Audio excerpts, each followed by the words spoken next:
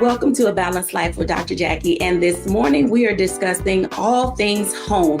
May is for moms. And when I think of home, just like the Wiz, it literally for me is a place where there is love overflowing. You know, it's a place where, like the movie Soul Food says, it's just good for the soul. And so today I'm joined by some amazing people where we can just talk about love, life, family, and we're going to get into some of our favorite foods with some of our favorite chefs. Today we're joined by Dr. Tierney, Katrina Smith, Keena Wells, Chef Dee Dee Coleman, and Chef Rock Harper. Welcome in, everybody. Thank you. Thank you. Folks, good to see you folks. You know, when we think about May, you know, we've said this before, moms get everything. They're like the heartbeat of all that we do. And you all, you know, well, minus me and Dr. Tierney, we're not moms, but we're mom-like figures. And so we embrace everybody who is like a mom figure, and Chef Rock in his capacity, the roles that he plays, you know, in all the people's lives. And so as we begin our conversation today, I kind of want to just do an opening for everybody. What does when I think of home mean to you? I mean, all of us have come from different places from around, you know, the United States. And when I think of home, there's something that we always seem to think about, or it's a thought, it's a feeling, it's a meal. And so I'm going to start with Dr. Tierney. When you think of home, what does that reminiscent bring to you? Yeah. So I am from Memphis, Tennessee. And so when I think of home, I think of blues and barbecue. Okay, I always like to joke and say I have barbecue sauce running through my veins.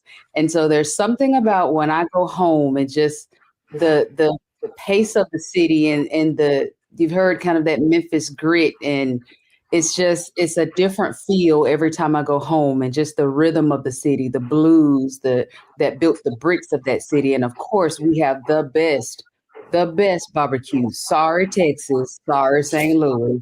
Sorry, North Carolina. Memphis, we take the award on barbecue. So when I think of home, I think of blues and barbecue.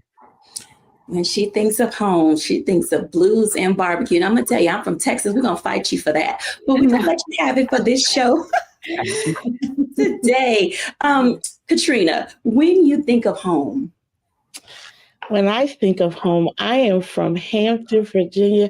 I'm from the 757. I think of all things seafood, crab cakes. If you're from Hampton, you know about chickasee. If you know, you know, right?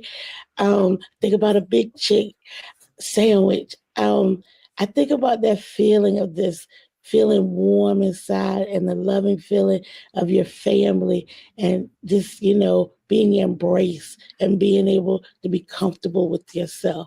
So home to me is just one of the most wonderful places on the world.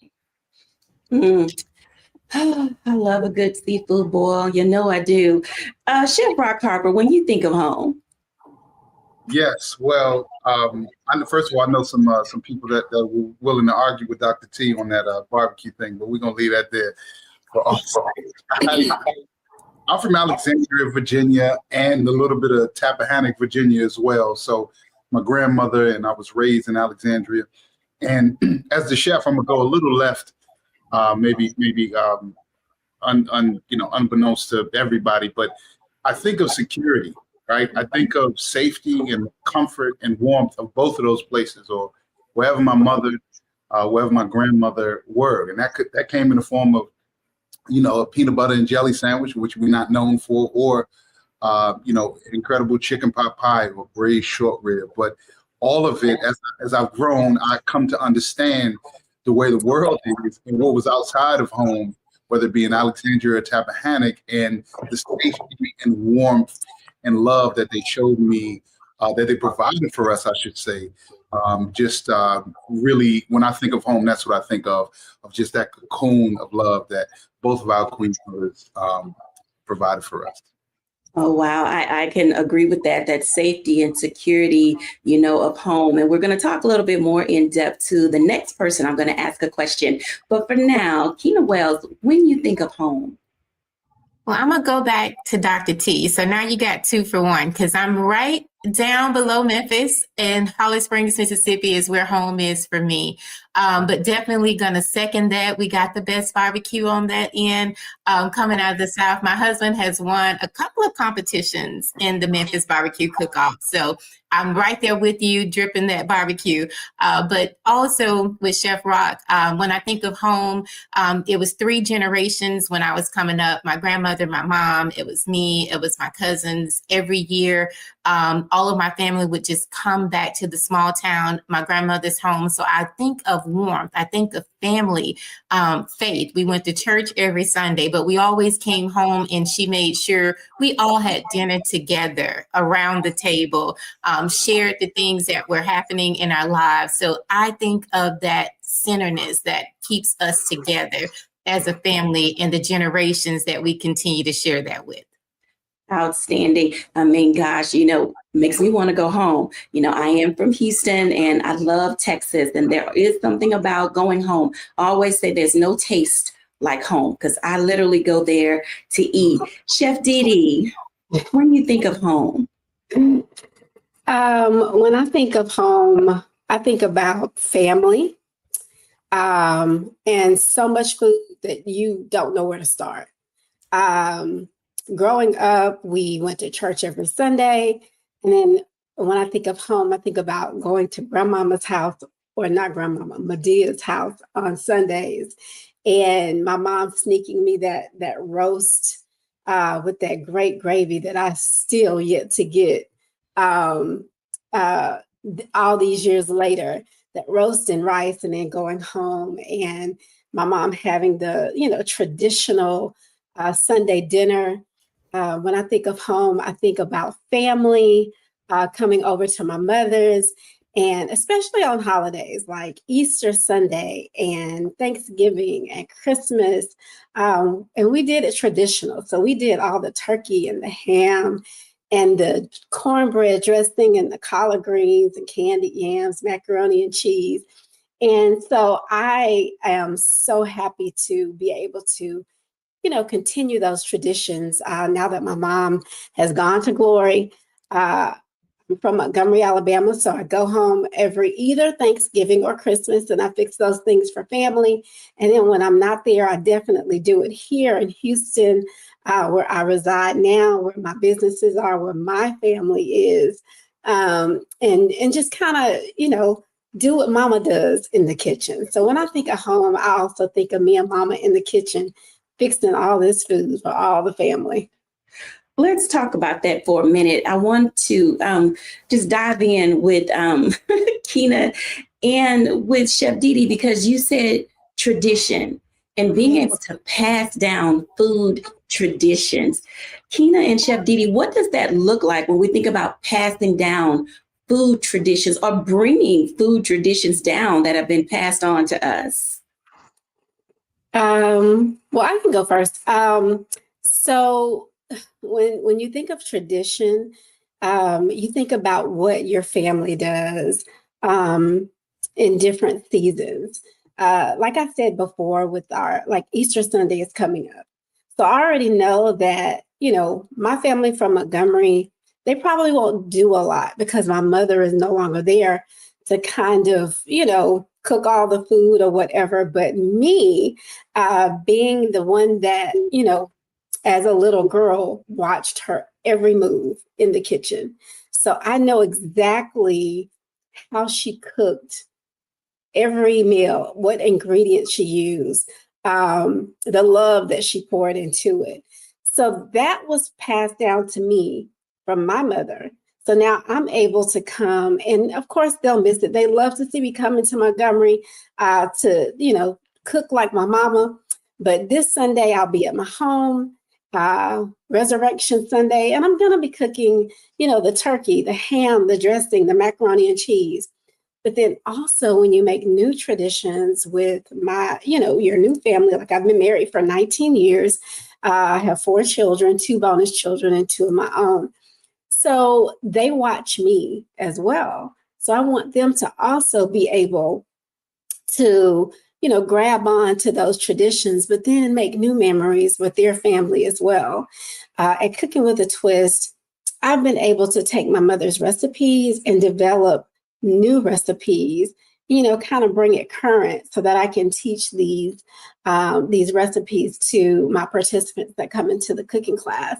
So that's what it's all about. It's just about grabbing a hold of those things that you grew up with, those foods, those traditions, making them your own, and keeping that love though that you were able to grasp onto when my mom was cooking those meals. So that's what I think of when it comes to tradition and making your own traditions as well.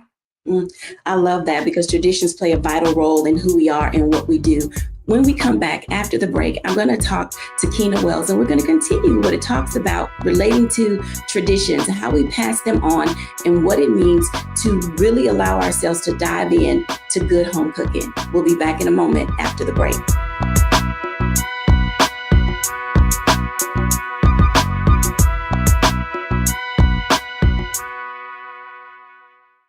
We begin tonight with the people who are really running the country right now. Now, Trump is often wrong and misleading about a lot of things, but especially about history. Donald Trump falling in line with President Elon Musk. In the wake of the unsettling news that MSNBC has canceled Joy Ann Reid's primetime show, The Readout, Roland Martin and the Black Star Network would like to extend an invitation to all of the fans of Joy Ann Reid's MSNBC show to join us every night to watch Roland Martin Unfiltered, streaming on the Black Star Network for news, discussion of the issues that matter to you, and the latest updates on the twice impeached, criminally convicted felon-in-chief Donald Trump and his unprecedented assault on democracy, as well as co-president Elon Musk's takeover of the federal government. The Black Star Network stands with Joy Ann Reid and all folks who understand the power of Black voices in media. We must come together and never forget that information is power. Be sure to watch Roland Martin Unfiltered weeknights, 6 p.m. Eastern at youtube.com/Roland S. Martin, or download the Black Star Network app.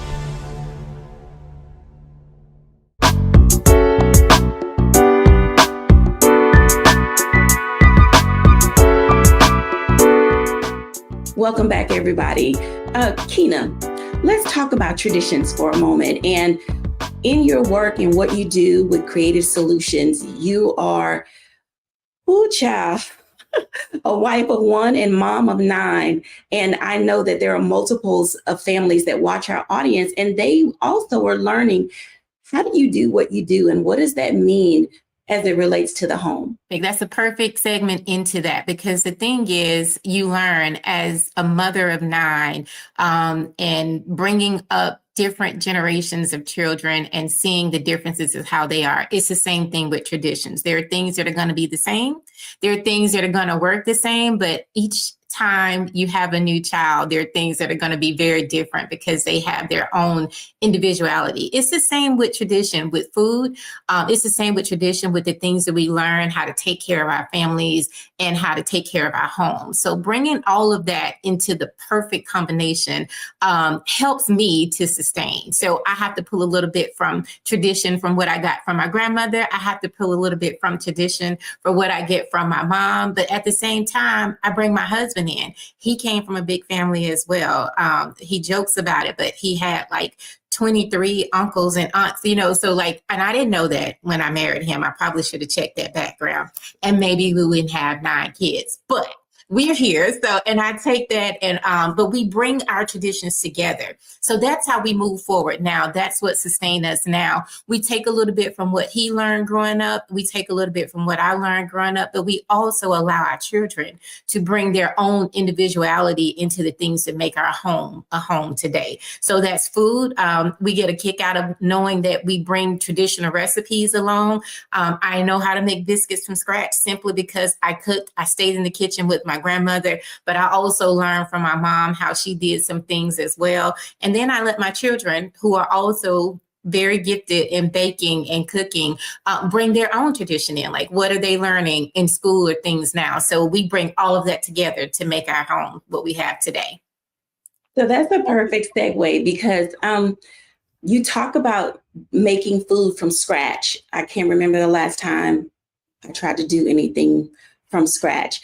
Katrina, Chef, and Dr. Tierney, when she talks about from scratch, I'm gonna start with Chef Rock Harper, because teaching kids how to do things from scratch is one thing.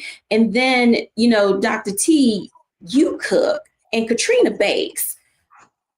I try to stay out of the kitchen as much as possible. So Chef Rock Harper, when we talk about how we teach tradition and pass those things down, where does it start with from scratch and the love that comes from making things from scratch? Well, I think that it depends on who you are, right? You said you're not in the kitchen, and quite frankly, when I'm in the kitchen, everybody can't come in there, right? You got to want to be in there. And I remember that with my sisters, myself, I wanted to be in there. I wanted to learn from my grandmother, my mother. So from scratch for me, I want to know everything. I want to know how she was picking the pecans up, to make the pie. I want to know how she was growing the apples and the grapes to make the applesauce. And to just pick the grapes and put them with what she was doing. And, I wanted to be in the kitchen. I understood even after that, I wanted to see everything when people were serving, when she was serving the rolls after church to round to the community. But I think that, I won't act like I'm an expert, because I have 3 children. I can't do it like Mrs. Wells, of course, ever. But I think that what I've learned is that you got to figure out where people can get in and where they can fit in. She said something about, what they're learning at school. So, maybe they're really excited about science or math. And if you're baking, maybe they're the ones that are, very organized. So they need to set the table or go gather some things, but they're not the creative ones that necessarily, or creative in the sense that want to put together the dish. So for me, it's just, hey, what excites you about? Both my sons, all 3 of my children actually are artists. They love drawing and writing and creating different things. So I remember one time when my oldest Elijah was really little, I had him write the menu, what we were making that night. I forget what it was, spaghetti, meatballs, but he made this beautiful, colorful menu. Now he does like to cook, but that was his entry point. And my grandmother found my entry point. My mother did as well. But I think it's really important as we talk about tradition to understand that everybody's not going to be a great cook, and everybody, quite frankly, doesn't necessarily love the food, right? Some people, it's okay. They can eat either way. But I think what's really what I hear as a thread is that the traditions and the gathering and the warmth and security, those memories are super important. And we have to, make sure that those continue to happen. So no matter how we get in the kitchen or around the food, I just want you there. And some people, I got a couple cousins, I ain't gonna say their name out loud. They just, as I sit right here, look at this bar, they tending bar, they just popping the beer, but we need them around. And that's the most important ingredient. Absolutely. Dr. Tierney. Okay, so to answer this question, let me amend. Yes, I can cook. I do not like to cook. So my entry point is not to be the one that's in there cooking the meal. I come from a long line of cooks. My mother's side, my grandfather, he was the pit master. He's the one that taught me how to barbecue and how to make them good collard greens. And my father's side, my grandmother was, chef extraordinaire. Like, she could cook everything. And so I come from a long line of cooking. So cooking is just in my bones. Like, I can get in the kitchen and, just like, oh, I want to eat this, and just, make it. And they're like, how did you do that? I don't know. It just seemed like it just go together, but in terms of liking to do it, no, I would be the one, as Chef Rock said, I'd be the one, let me make out the menu. Let me write that thing out. So cooking is not something that I just really enjoy doing. I love doing, unless it's something that I really want to eat, unless it's something that has a deep connection for me. So in saying that I don't like to cook, but I love to barbecue, that is something that because it's connected to that time of me and my grandfather under the carport, him showing me his technique that I will not tell anybody. That is a secret. Because of that, when I get that feeling like, oh, I want some good old ribs, and I won't go and buy them, I will go and get the meat, prepare it, season it, do everything that he taught me to do, put my barbecue hat on so that the smoke won't, get in my hair, and spend all day, outside at the grill, and that takes me back to that place where I was just being granddaddy's girl, where it was just he and I, nobody else, and so when it comes to traditions, when it comes to, cooking, you have to also decide, okay, what is it that I like doing? So if we're saying from scratch for me is, okay, I took this box cake and I added some extra eggs and a little bit more butter and a little bit more milk, and it tastes just like homemade. But for me, that's from scratch. I'm not going to sit here and roll out no flour, and no, I'm not going to sift and do all of that. Like, that's not my, my deal. But the way that I was taught how to do these different things and the people that it's connected to, that's what really matters for me when it comes to cooking and traditions and from scratch, even if it's from a box. I can relate to that just a little bit. I'll share quickly, and then I'm going to run to Katrina. I would say for me, then it would be my fried green tomato recipe. It is one that I have perfected over the years, even since I was a kid. And I literally eat fried green tomatoes every day. And Chef Rock and Chef Didi, please don't tell me that that's bad for me, because I love fried green tomatoes, and I love, love, love my dry and my wet and how I make them. And it's just amazing. But we'll come back to that. But let me ask Katrina, from scratch, you do a few things. What would that be, ma'am? Oh, from scratch, we're going to talk about rice pudding. I learned at an early age from my grandmother how to make rice pudding and bake pound cakes. That's something when we talk about tradition, that was something we shared, that opportunity and time together, just to be together, laugh, giggle, and do all those things. And I've been very fortunate. I have 3 children, and every one of them can bake, and they can bake from scratch.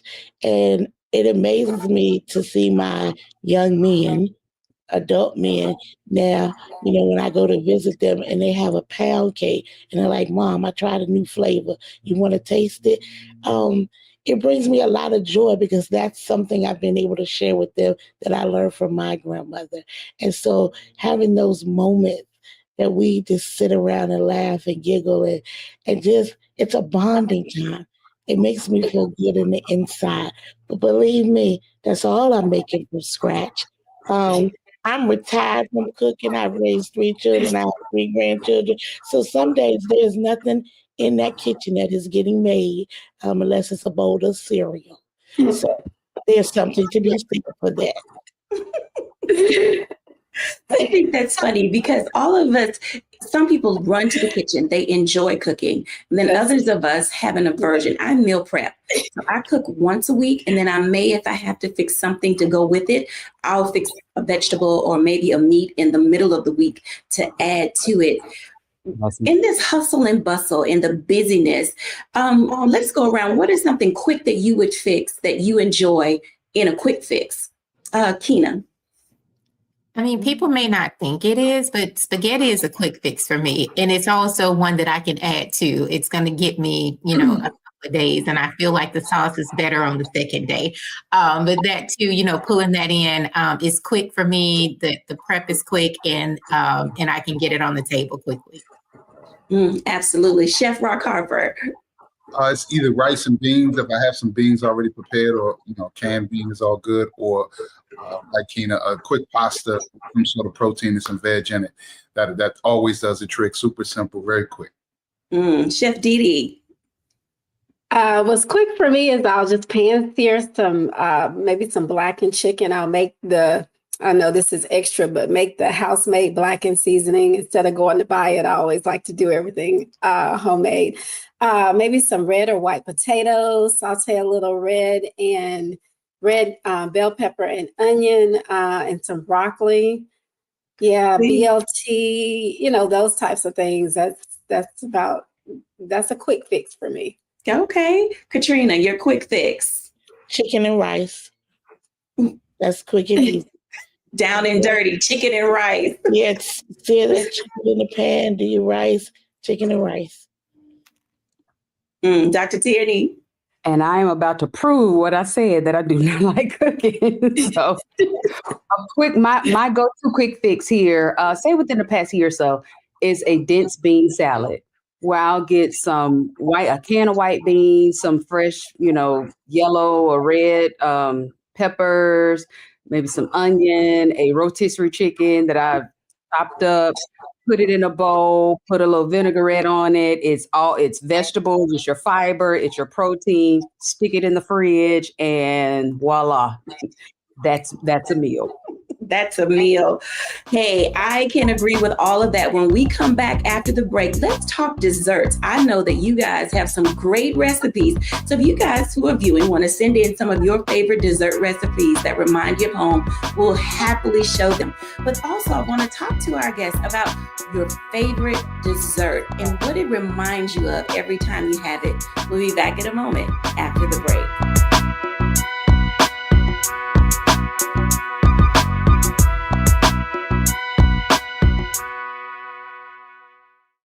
Hello, I'm Isaac Hayes III, founder and CEO of Fanbase. Listen to what I'm about to tell you. The window to invest in Fanbase is closing. We've raised over $10.6 million of our $17 million goal. That means there's room for less than 6,370 people to invest in Fanbase for the average amount. The minimum to invest in Fanbase right now is $399. That makes you an owner in Fanbase today. Go to startengine.com/fanbase to invest. Why? Because current social apps have taken advantage of users for far too long, with content suppression, shadow banning, harmful racist content, and no real tools for monetization and equity. Fanbase has over 1.4 million users and counting, allowing anyone to reach all their following and monetize their content from day one. Social media is the new TV, and whoever owns the apps that distribute that content have the opportunity to own potential billion-dollar companies. While big platforms with uncertain futures are failing to serve their users, Fanbase is stepping up to fill the gap. Don't wait until it's too late. Invest now, invest for yourself and your future. Go to startengine.com/fanbase and own the next generation of social media.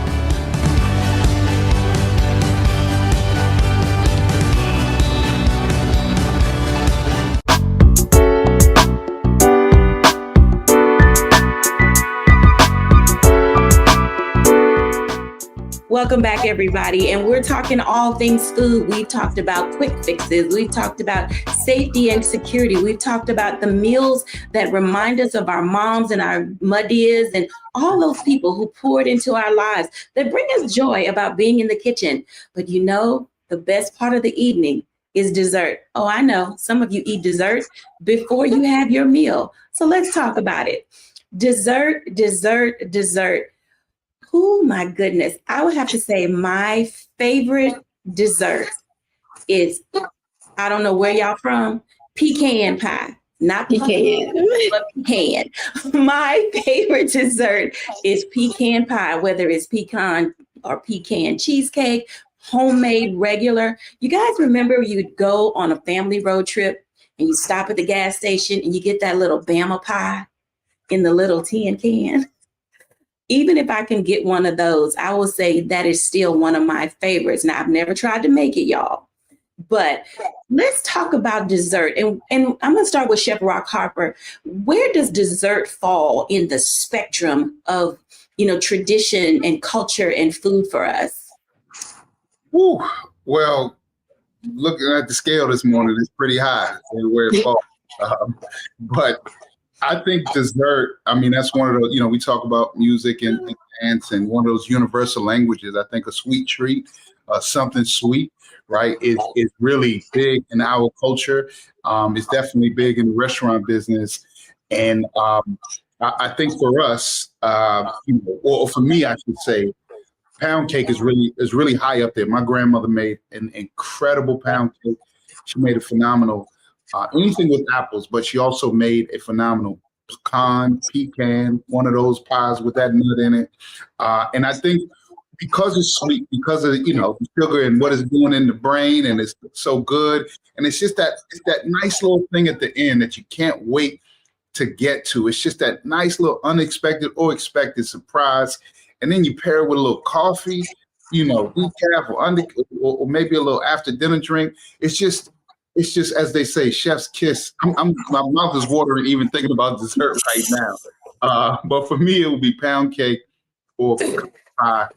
Just send me over. Now, a close, a 1B is sweet potato pie. I can eat a sweet potato pie. I could eat a whole pie by myself any time of the year, not just Thanksgiving. And I got to stop talking because I'm getting hungry. He wants dessert right now. Chef Dee Dee. So I kind of grew up on bread pudding. So I took that recipe that actually my aunt did, and now we make different types of bread pudding. So it could be a white chocolate bread pudding, a berry bread pudding, a chocolate chip bread pudding. And we do this really good cream and glaze sauce to go with it. But traditionally, if you're talking about tradition, the favorite dessert for my family is German chocolate cake. And I make it exactly like my mom did. As a matter of fact, I have this little card, the recipe card, and I promise you all, it's all beat up. So I've had to take a picture of it so I can have it, so I can make that German chocolate cake exactly the way my mom did it. But I am the type of person that I'll eat dessert before I eat my dinner, my lunch, my anything. I'm get up at 12, 1 o'clock in the morning and grabbing some type of sweet. So Chef Rock, I feel you, brother. Absolutely. Keena Wells, now it's not just dessert for you, but it's for the whole crew. What's your favorite dessert? And do you have to fix multiples of different things for the children? So actually, no, they are pretty easy. Favorite dessert, banana pudding. And I'm talking old school banana pudding. Like you're mixing and you're cooking your banana mixture, and then you're letting it cool off and then baking and then making sure that you chill whipped cream and all that after. But my kids love banana pudding, but they pretty much love just about anything. And I mentioned we have a couple of bakers. Like our girls were making lemon bars from scratch, like at 6. So it just came naturally. So if they don't like what we have, they'll get in there and do their own, or they'll have their own little competition. But banana pudding seems to be the thing. My son actually is in his senior year of college, and he makes banana pudding for his classmates, as a thing. So it has carried on into their adulthood, I would say. That's amazing. And it is nice that those things do carry on, from when we were children to teenagers and now into adulthood. Katrina, what's your go-to dessert? Okay, so my go-to dessert that I like to eat is strawberry shortcake or anything with apples. But if you ask me what my go-to dessert to make is a apple, it's like an apple, you throw everything in the thing and bake it. It's so easy, but that's probably my go-to dessert. I would have said pound cakes, but you know what? Chef Rock and them probably do much better than me. My boys can even outbake me now in pound cakes, so I don't even make them anymore. So yeah. Okay, so before I ask Dr. Tierney, just by a show of hands, how many of you all look at the menu at a restaurant and decide whether or not you're going to stay if there is dessert that is good? And I think our audience is raising their hand as well. I literally say, I'm going to determine what I'm going to eat based on whether or not I'm going to have dessert. And I think that is an important part of, just the fact that, as Chef Rock said, dessert is one of those things. It's the culminating of the end of a good meal. It's, having that dessert with tea, coffee, or for those of you who like Baileys and cream, just your after dinner Kahlua. All of those things fall in to place for us. So Dr. T, what's your go-to dessert? And do you bake any? So I should probably start this by saying I like dessert, but dessert doesn't like me. I have to be very careful with my sugar consumption because it could tip the scales into some other health issues. So I typically, when I raise my hand, I thought you were saying look at the menu to see what's on the menu before I go to that restaurant. But I really don't get into dessert that often. Like I've had to cut out quite a bit of my dessert just so I can stay healthy. And I want to say that because a lot of times when we are talking about our foods and traditions, and there are things that I grew up eating that I would always eat, that by the time 40 came around that corner, it was like, sugar, you can't eat that no more. You have to kind of push back from that. And dessert was one of those things that I had to start being intentional about pushing back from. But having said that, my go-to dessert when I am having dessert that I love is caramel cake. I love a good caramel cake, and that's actually the one dessert that when I get into the feeling of making that caramel cake, because I have to sit there and make that caramel from scratch. It's probably one of the only things that I really do truly make from scratch. Is that caramel. It takes a while, but it is so worth it. And that caramel, I use it on the cake, and then I have some left, and I'll use it for like some apples. It's like a dip for my apples. And so caramel cake is probably my go-to when I'm just really like, I want a good dessert, and I don't mind getting in the kitchen and making it. This caramel cake. I like that. Now, I want to ask Chef Rock Harper, because he's sitting in his restaurant. He's there at the bar. Chef, I've noticed that there are dessert drinks now. I mean, growing up as a kid, a dessert drink was you could get a root beer float, an orange float, a shake. But we've gotten a little fancy with the types of desserts that are dinner dessert drinks that are on menus. What are some of the good options for people who, as Dr. Tierney said, don't want to consume, like me, a whole piece of cheesecake, or like you, a whole sweet potato pie? There are some good dinner dessert things to have. What are some that you would recommend? Well, one thing I know about America is we're going to give you sugar. We can give you sugar a million ways. So Dr. T is definitely correct in the sense that we need to be careful about that. And restaurants have continued to be creative with this. One of my favorites, the easy favorite is sharing, right? So, the old cheesy line from a restaurant, all of our desserts come with 2 forks, but sharing. But a dessert drink is good. You mentioned coffee earlier with a little, maybe a liqueur, some sort of creme liqueur is a good one. I've seen, maybe like a dessert wine, like a Russian ice wine or something like that, where it's sweet. And you can pair that with, and these are kind of natural sugars, right? They're not added sugars in a dessert wine or, an ice wine or something like that. And you can pair that with something that isn't really high in sugar. So it may be some sort of cookie or biscuit, depending upon where you are, that isn't really, or it's just some fresh fruit. So you get sort of that sweet fix. I've seen I'm in a bar and I've seen boozy milkshakes, right? Or boozy, concretes or whatever, where people are having alcohol and sort of these, these milkshakes, kind of the kid and the adult combination. But I think, and the other day I had an espresso. I'm trying to remember where it was, but I asked for a double espresso, and they served it with this really little, I think it was a shortbread cookie. And it was perfect. It wasn't super sweet, the shortbread cookie.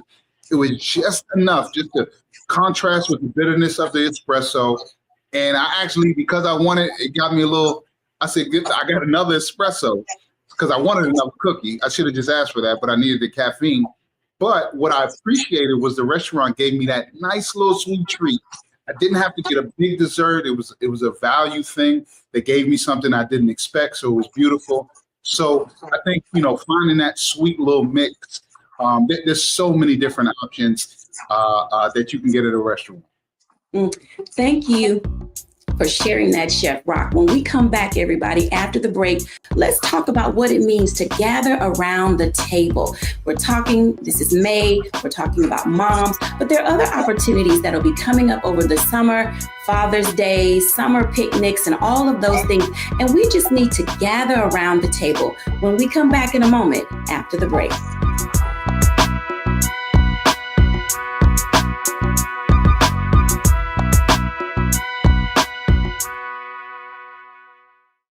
What's up, y'all? Look, Fanbase is more than a platform. It's a movement to empower creators, offering a unique opportunity for everyday people to invest in Black-owned tech, infrastructure, and help shape the future of social media.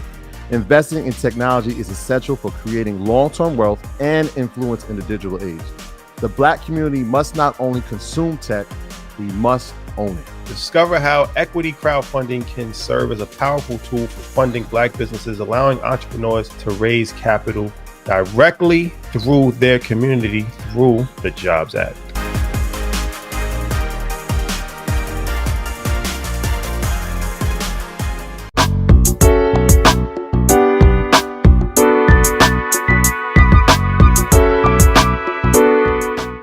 Welcome back, everybody, to A Balanced Life with Dr. Jacquie. And we're talking about moms, we're talking about tradition and culture and food and all the things that surround these momentous occasions in all of our lives.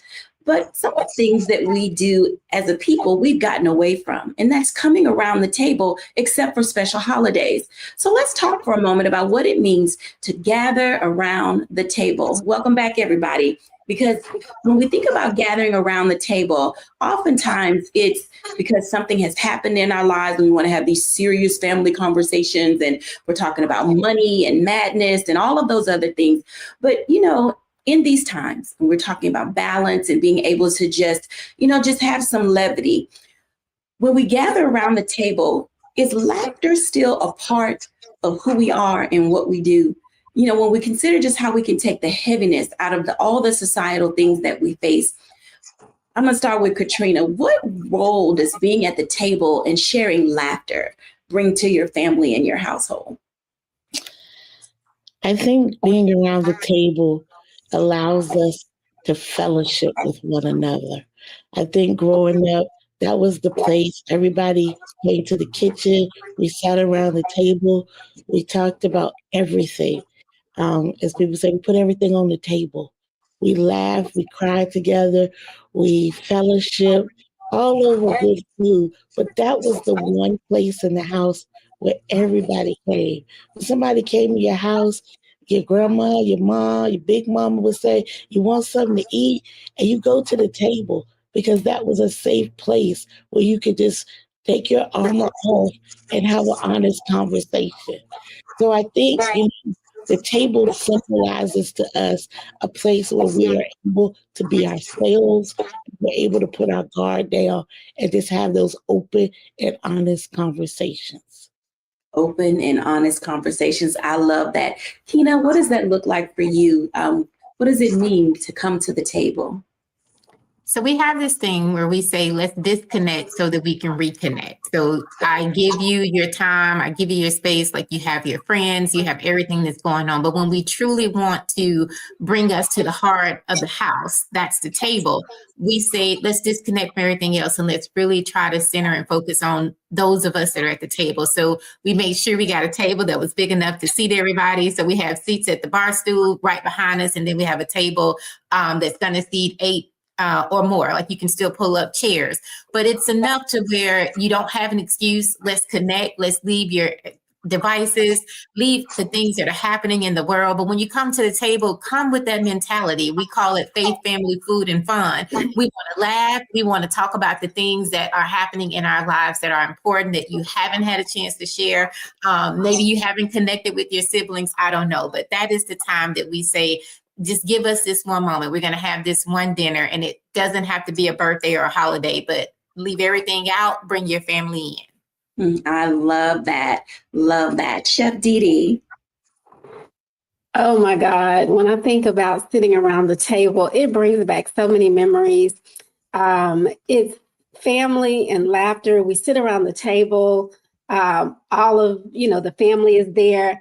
And you're listening to stories of old. So all, your uncles, your aunts, they're talking about, things that they did when they were small, listening to stories of your grandmother and your mother and what they did when they were, coming up, and just listening to all of these amazing stories and laughing and having a good time, sitting at the table with just some good food.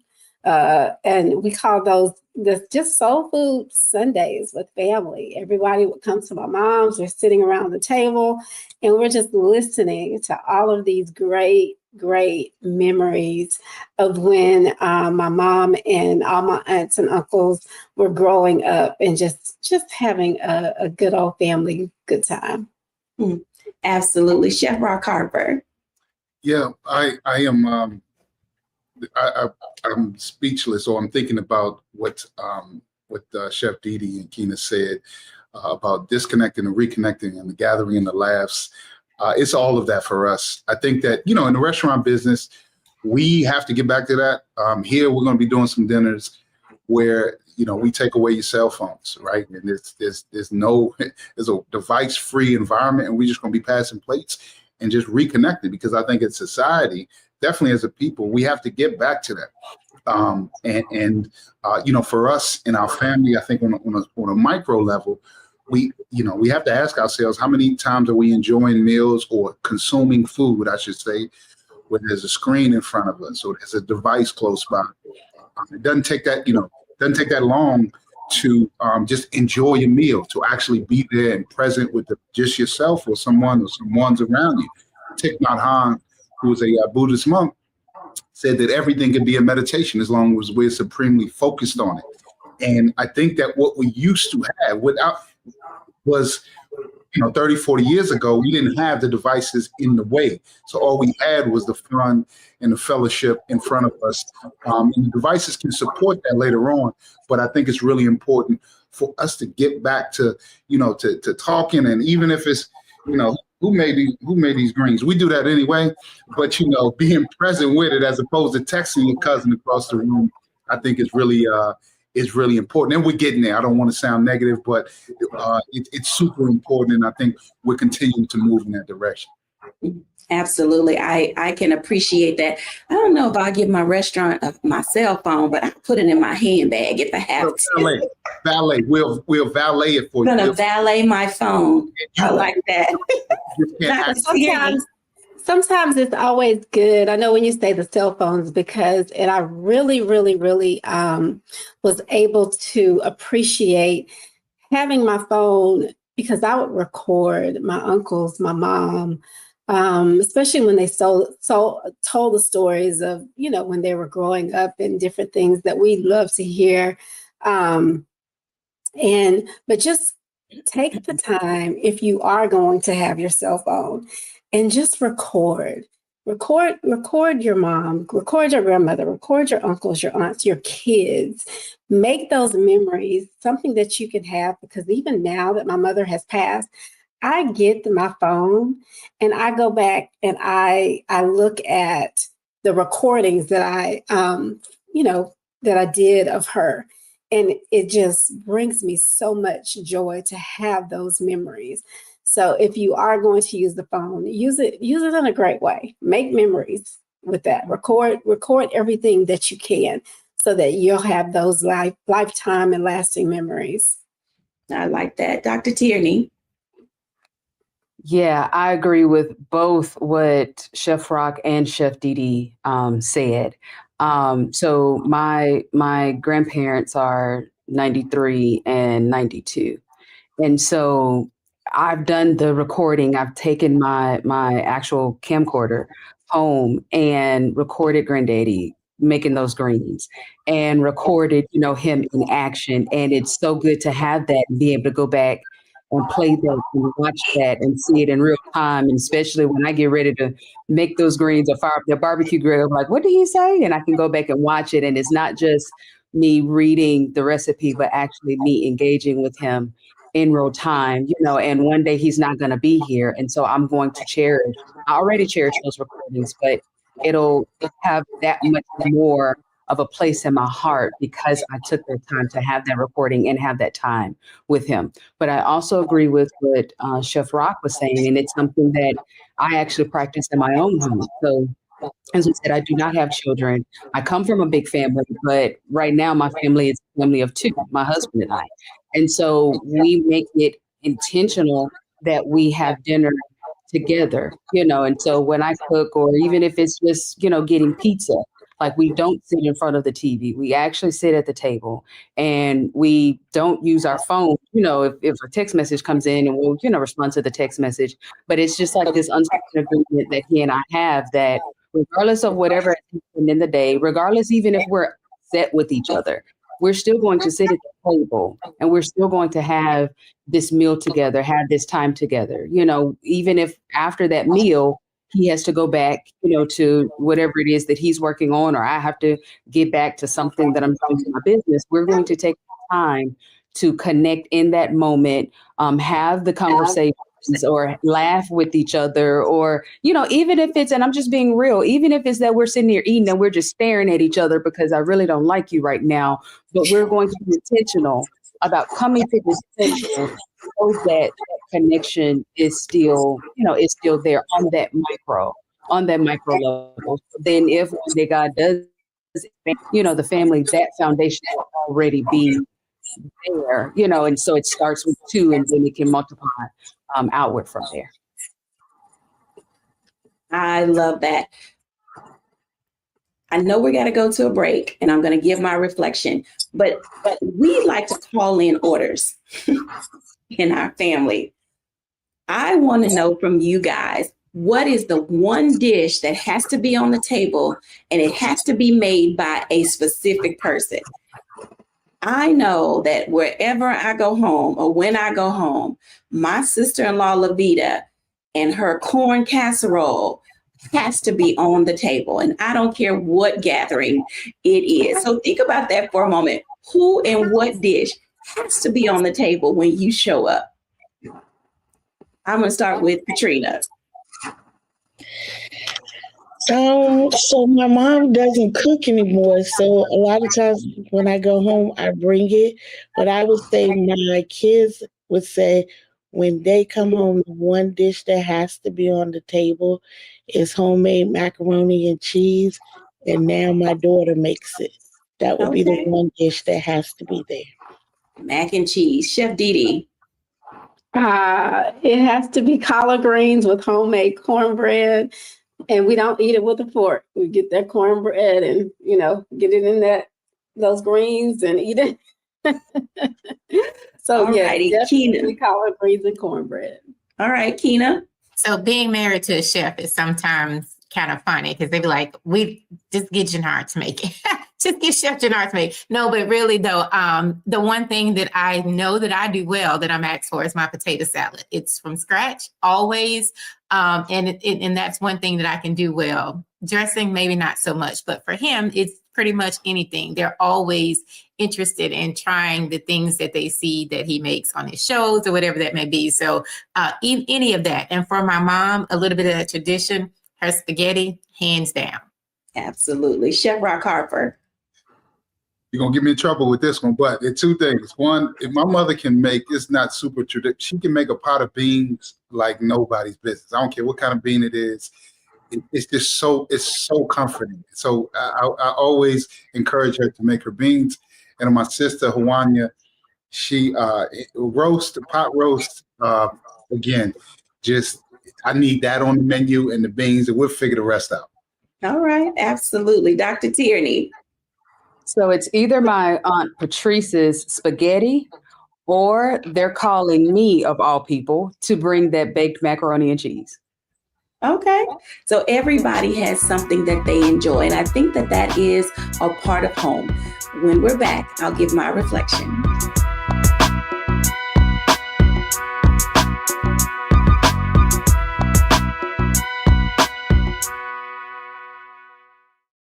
Hello, I'm Isaac Hayes III, founder and CEO of Fanbase. Listen to what I'm about to tell you.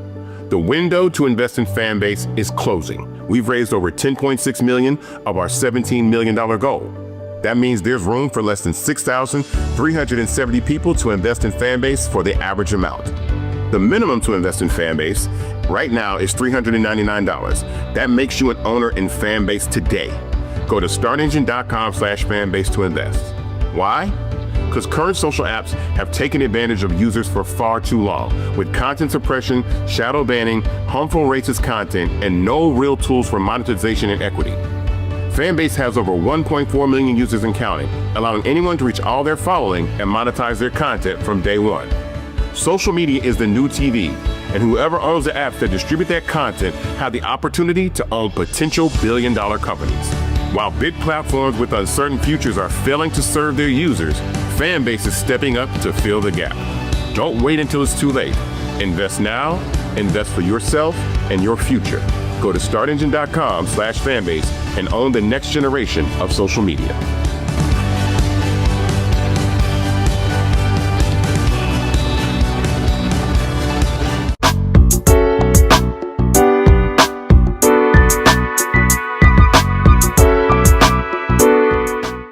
Welcome back, everybody.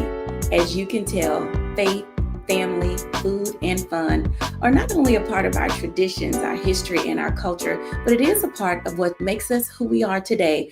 Whether it's something we got from our big mama, our mima, our grandmother, or our favorite aunt, we love to eat, have fun, and sit around the table and laugh. I pray that your month with your mom or the woman who raised you brings you all the joy that we've expressed today. Thanks for watching. Bye now.